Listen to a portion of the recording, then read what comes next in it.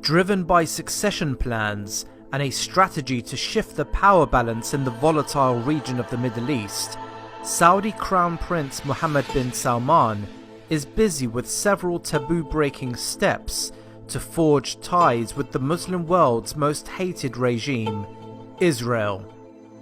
Many ordinary citizens around the world would be surprised to understand that the quasi-alliance between the two regimes is not something new and trails back into the early years of the Saudi regime's foundation. Day by day, new documents and cogent evidence of the long record of Saudi-Israeli bonds emerged to the Muslim world's surprise. Letters, papers, documents, footage, and voices buried in the sands of time are now exposed, manifesting how the so-called custodians of the two holy mosques betrayed the most important issue of the Muslim world, Palestine.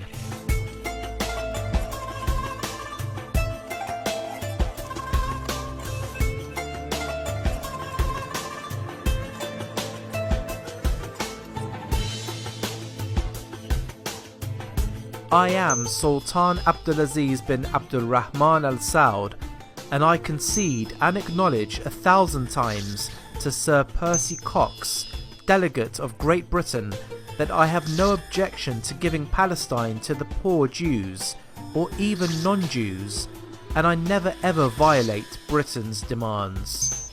These few sentences are the essence of the Saudi regime's policy towards Israel since the foundation of the kingdom by King Abdulaziz.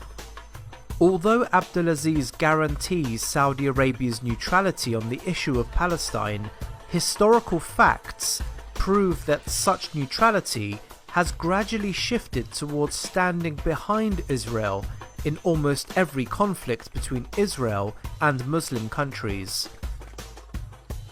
King Faisal bin Abdulaziz Al Saud, who ruled Saudi Arabia from 1964 to 1975, is credited by Saudi citizens and those familiar with Saudi political affairs with his pan-Islamist and pro-Palestine nationalist policies. His emotional and popular speech about Palestine and the Holy Mosque in Al-Quds is readily available almost everywhere online. إن القدس الشريف يناديكم ويستغيث بكم أيها الإخوة لتنقذوه من محنته ومما ابتلي به فماذا يخيفنا. However, recent documents emerged seriously question such portrayal.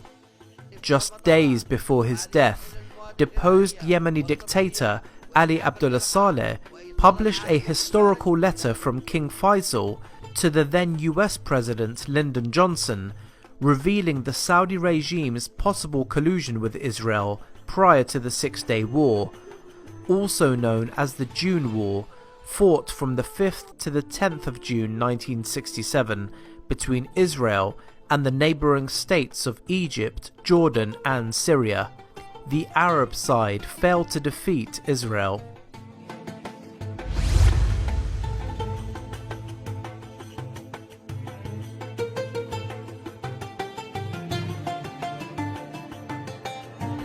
In his letter, King Faisal describes Egypt under the presidency of iconic Arab figure Gamal Abdel Nasser Hussein as a danger to the interests of both Saudi Arabia and the United States, stressing the need for the US to support Israel to carry out a swift operation against the Muslim country by which it would control the Sinai Peninsula, a vital area in the country.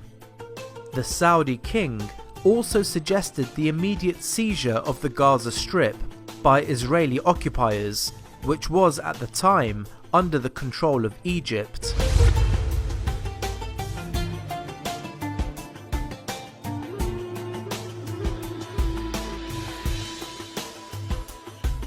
For decades, the Saudi regime has posed as a big brother for the Muslim world, claiming to support the Palestinian cause and to force the end of the Palestinian plight.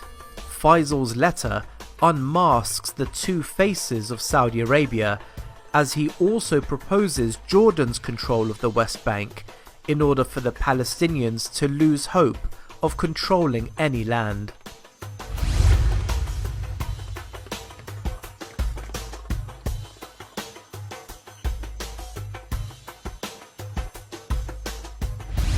In his 7-page letter, Faisal asserts Saudi financial support of Iraqi Kurd rebels under Mullah Mustafa Barzani's leadership in a bid to establish a Kurdish government north of Iraq.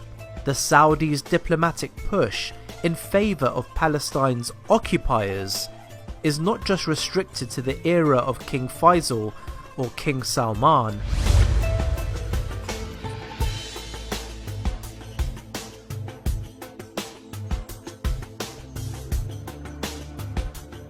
One could argue that the new wave of Saudi Arabia's diplomatic maneuvers in favour of Israel started during the kingship of Abdullah.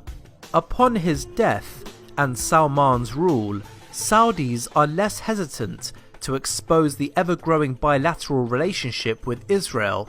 Statements and diplomatic maneuvers by Saudi Arabia are increasingly aligned with the idea of the establishment of Greater Israel, maneuvers that reached a peak after Trump's unilateral decision to recognize Jerusalem as the capital of Israel. Israel's capital.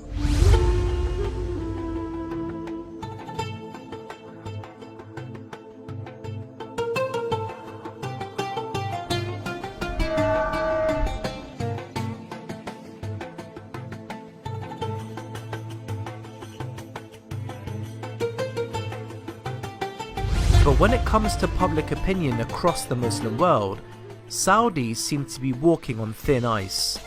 For many across the Muslim world, the budding friendship proves to be vastly unpopular, and it seems that the regime is ticking all the boxes of a fatal mistake.